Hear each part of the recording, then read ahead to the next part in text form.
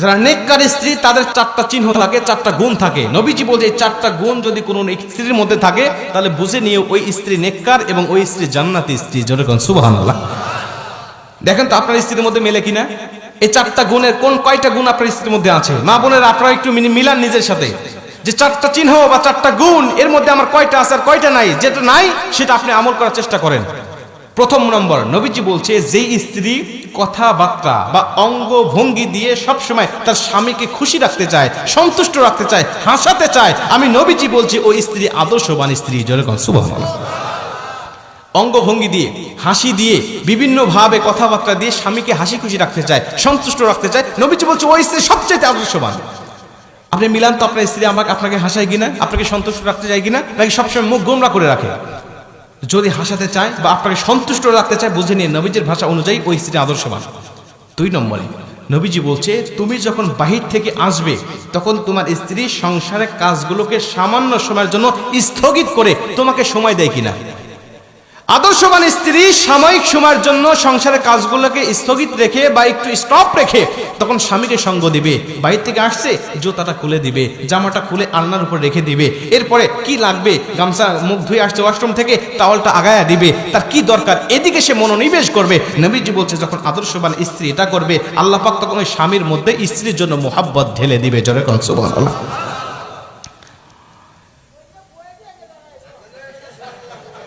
চাচা কি কয়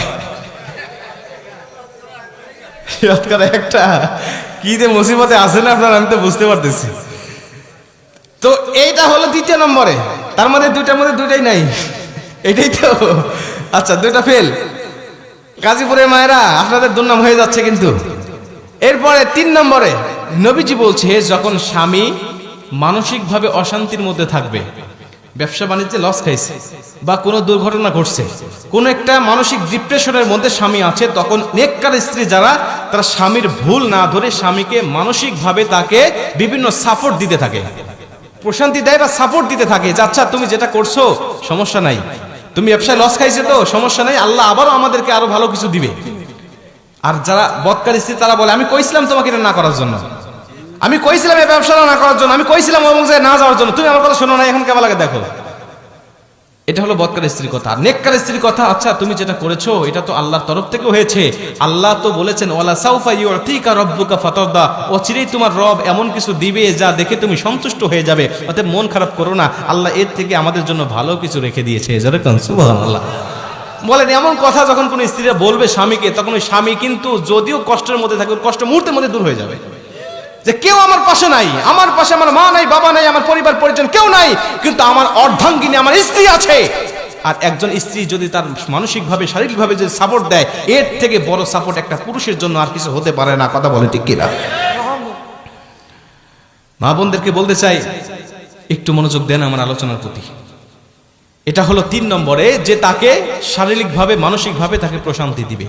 4 নম্বরে নেককার স্ত্রী গুণ হলো নবীজি বলছে তার স্বামী যখন কোনো বৈধ কাজের আদেশ দিবে তখন স্ত্রী সর্বাত্মক চেষ্টা করবে ওই বৈধ কাজটা পালন করার জন্য। যে কোনো আদেশ যদি বৈধ হয়, এখন যদি কোন তোকে চল সিনেমায় নিয়ে যাবো সিনেমা দেখার জন্য, তখন নেককার স্ত্রী যাবে না। নেককার স্ত্রী যদি আপনার কোনো বন্ধু বান্ধবী আসে আর বলে যে আমার বন্ধু আসছে বাহির থেকে তোমাকে চা দিতে হবে, তাদের সামনে গিয়ে নেককার স্ত্রী বলবে না আমার যাওয়া যাবে না, কারণ এটা শরীয়তের গণ্ডির মধ্যে থেকে আপনি আমাকে আদেশ করেন নাই, আপনি শরীয়তের বাইরে আদেশ করছেন, আর কোনো পরপুরুষের সামনে আমার যাওয়া ঠিক হবে না। ঠিক হবে? কোনো আদর্শবান পুরুষ কখনো বন্ধুদের কাছে বা পরপুরুষের কাছে তার স্ত্রীকে পাঠাইতে পারে না। আমি পারতপক্ষে আমি চিন্তা করি আমার স্ত্রীকে কেউ বোরকার উপর দিয়ে দেখলে আমার হিংসা হয়, আমার স্ত্রীকে কেউ বোরকার উপর দিয়ে যদি একটু নজর করে তাকিয়ে থাকে তারপরে আমার হিংসা হয় যে ও কেন দেখলো এতক্ষণ ধরে, এটা আমার হিংসা হয়। আর আপনি আমার স্ত্রীকে আপনি খোলামেলা করে আপনি পরপুরুষের কাছে দেখান। অনেক যুবক আছে নতুন বিয়ে করার পরে ফেসবুকে ছবি আপলোড না দিলে ওর ঘুমই হয় না, ওর বাসর রাতই হবে না যদি ফেসবুকে আপলোড না দেয়। হ্যাঁ আগে শোনেন, আর দায়ুসু লা ইয়াদখুলুল জান্নাহ, নবীজি বলছে দায়ুস কখনো জান্নাতে যাবে না। কোথায় যাবে না? জান্নাতে যাবে না। নবীজিকে সাহাবীরা জিজ্ঞেস করলেন ইয়া রাসূলুল্লাহ দায়ুস কারা? নবীজি বলছে দায়ুস পুরো মহিলা নয়, দায়ুস হলো পুরুষেরা। যেই সমস্ত পুরুষেরা ক্ষমতা থাকার পরেও তার স্ত্রীকে, তার মাকে, তার বোনকে আর তার মেয়েকে পর্দায় রাখে নাই।